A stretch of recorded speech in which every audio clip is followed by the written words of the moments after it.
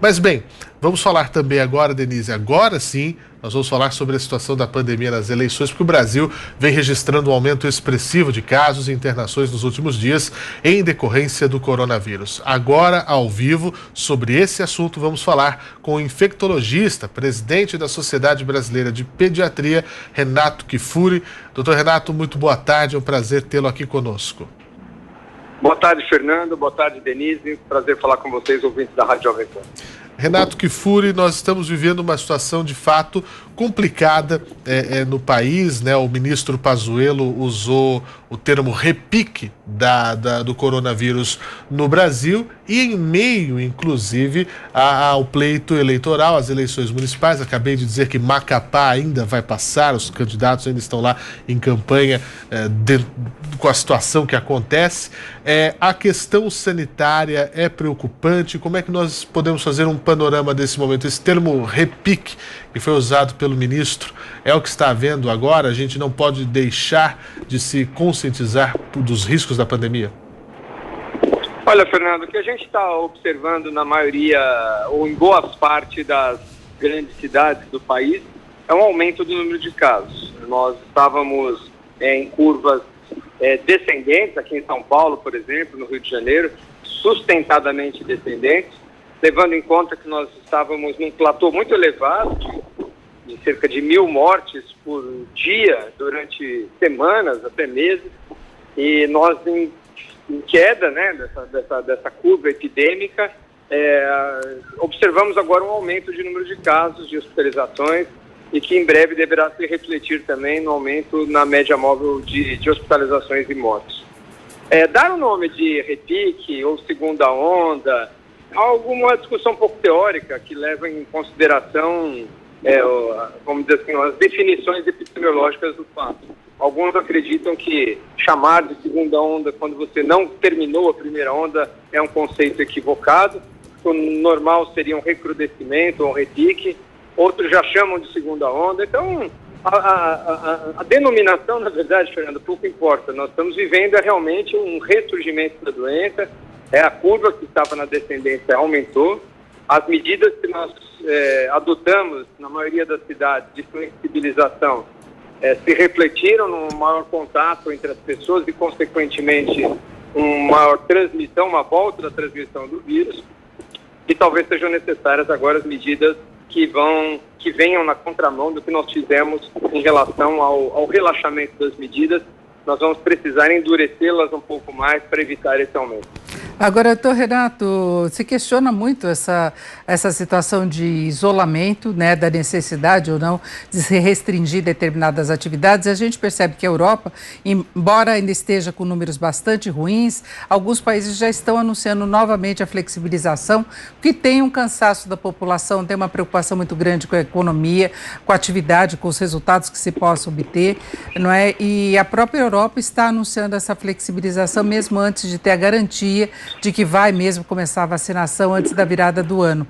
Como é que o senhor vê essa discussão entre a necessidade de isolamento, de fiscalização, de uma maior responsabilidade? Seria possível a própria população controlar o avanço da doença? Olha, Denise, claro que é difícil comparar países europeus, acho que não são comparações justas em relação ao sistema de saúde, em relação à proporção de faixa etária que cada país tem. Acho que esse modelo precisa ser adaptado às diferentes regiões. Mas algumas lições eu creio que devem ser aprendidas, né, com o que aconteceu ou que vem acontecendo antecipadamente em outros países. Nós aprendemos a manejar melhor a doença, por exemplo. Então você veja que a despeito desse aumento de número de casos na Europa e aqui mesmo no Brasil, a mortalidade diminuiu muito, a letalidade, quer dizer, o número de pessoas que morrem em função do adquirir Covid hoje em dia, bastante reduzida em relação ao que aconteceu na primeira onda, ou no primeiro momento da pandemia. Aprendemos a manejar melhor.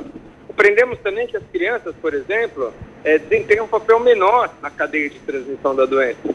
Então, as escolas, que num primeiro momento foram as primeiras a ser fechadas e as últimas a serem abertas, a grande maioria dos países europeus estão fechando as atividades de maior risco para os adultos e mantendo as escolas abertas.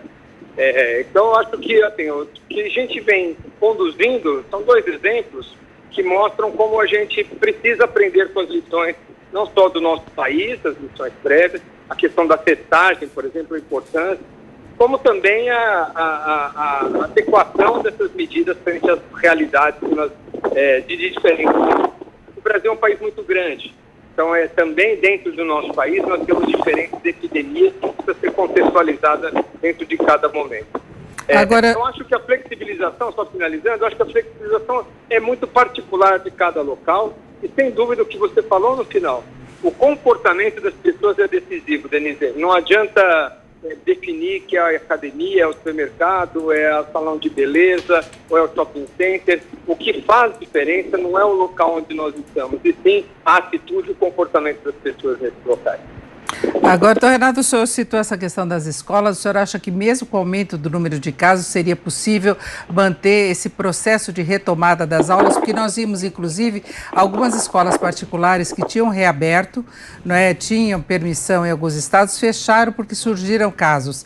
E fica aquela preocupação de a criança levar a doença para dentro de casa, se aproximando de pessoas que têm uma vulnerabilidade. O senhor acha que há condições, sim, de se retomar a aula presencial e seguir esse programa de flexibilização? Olha, Denise, a escola, o consenso na maioria dos especialistas, inclusive da Sociedade Brasileira de Pediatria, é que a escola só reflete o que está acontecendo na sociedade. Não é a escola que faz aumentar mais casos ou circular mais o vírus do que acontece na população. Se o número de casos está aumentando na sociedade como um todo, a escola também vai apresentar um aumento de número de casos. Porque as pessoas que estão circulando, os seus pais, saindo para trabalhar, os alunos, os seus avós, todos aqueles que convivem com a criança, trazem para dentro da casa o vírus, e as crianças muitas vezes muito mais infectadas em casa por conta dos pais que saem para trabalhar, que frequentam o transporte público, do que os alunos da escola, que muitas vezes, ou quase sempre, transmitem muito menos do que os adultos. Tem menos sintomas, tossem menos, espirram menos, consequentemente veiculam menos o vírus. Então, a escola foi penalizada, as crianças foram penalizadas nesse momento de pandemia desproporcionadamente. Eu acredito que a escola que foi realmente tida como um grande receio, porque as crianças... Isso se deu a exemplo do que outros vírus respiratórios podem fazer, como o vírus da gripe, onde a criança desempenha um papel importante, o que não é o caso do coronavírus. Nós estamos no final do ano letivo, de volta às aulas, aí as semanas das festas de fim de ano, então acho que esse é um momento realmente de reflexão. Mas eu acho que, neste momento, penalizar as crianças como sendo as responsáveis, a escola, pela transmissão ou pela aquisição do vírus para dentro da família, é um equívoco que nós cometemos, nós, não só o Brasil, praticamente todos os países cometeram, e que está sendo revisto agora na segunda onda da Europa, e certamente deve ter um outro olhar para nós aqui no Brasil também.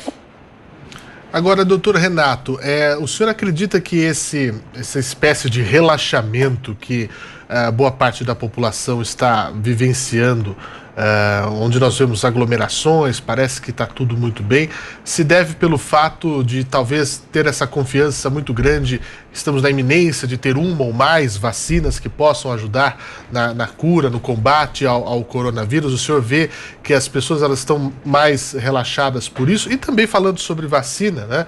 A expectativa do senhor para as vacinas que temos aí em fase 3 avançada? Olha, Fernando, realmente aglomerações, né, em qualquer momento de uma pandemia, é absolutamente contraindicada. É um equívoco você pensar que em qualquer momento da fase que nós estivermos da pandemia, seja no início, seja na curva ascendente, seja na curva descendente, não se pode admitir aglomerações. Nós não vencemos a guerra. Podemos ter vencido algumas batalhas nesse meio do caminho, o que permitiu flexibilizarmos medidas tão duras, né, para a sociedade, econômicas, de distanciamento, saúde mental, tudo isso que nós todos cansamos, né, nessa pandemia, desse distanciamento social. As medidas são realmente muito pesadas para todos. Então, quando se fala em flexibilização, e volta a algumas atividades, ela deve ser gradual e lenta. E jamais para aglomerações. Aglomerações não é admissível em nenhum momento de uma pandemia, em nenhum momento, nem na fase de controle dela. Só no período pós-pandêmico que vai se admitir alguma desses tipos de situações que, infelizmente, a gente tem visto. Então, esse é um fato. Agora, se esse excesso de confiança advém de uma expectativa de vacinas, ele também é equivocado, porque essas vacinas não serão disponibilizadas para toda a população num primeiro momento. Nós vamos ter poucas vacinas, poucas doses de vacinas, que serão suficientes talvez no primeiro semestre do ano que vem para vacinar os grupos prioritários, como os idosos, como os profissionais da saúde, talvez os profissionais de educação, de segurança, ou aqueles que têm doenças crônicas, mas não será uma medida que possibilitará escolas, convívio normal entre as pessoas, aglomerações. Então, acho que quem está contando com a vacina em curto período de tempo, em larga escala para toda a população, deve ficar alerta, deve ser informado de que essas vacinas, quando chegarem, mesmo com as limitações que elas possam ter de sua eficácia, serão destinadas aos públicos mais vulneráveis, à população de maior. Agora, doutor Renato, eu tenho uma última questão que, inclusive, o internauta estava comentando aqui, que muita gente tem a contaminação assintomática, não tem nenhum sintoma, isso leva até a aglomerações maiores, que se fala das crianças, por exemplo, o senhor citou a questão das escolas e se detectou em exames feitos aqui em São Paulo uma quantidade muito grande de crianças que tiveram ou não tiveram qualquer sintoma. Muitos jovens também acontece isso. Quem está assintomático também transmite? Exatamente, Denise. Nós estimamos que para cada caso confirmado da doença, nós tenhamos 6 a 10 outros casos que nem sabem nem souberam que tiveram a doença. São os casos assintomáticos. Então, esses são dados que a gente faz através desses estudos que avaliam anticorpos na população. E quando nós percebemos a quantidade de pessoas que já estão imunes e comparamos com aqueles que nós fizemos diagnóstico, há um número muito maior de pessoas que já se expuseram ao vírus, nem sabiam, nem adoeceram, não tiveram sintomas. Mas, sem dúvida, elas respondem pela boa parte da transmissão dessa doença. Eles não sabem que estão infectados, não têm nenhum sintoma, porém são transmissores. Isso torna a pandemia de mais difícil controle. Por isso que nós temos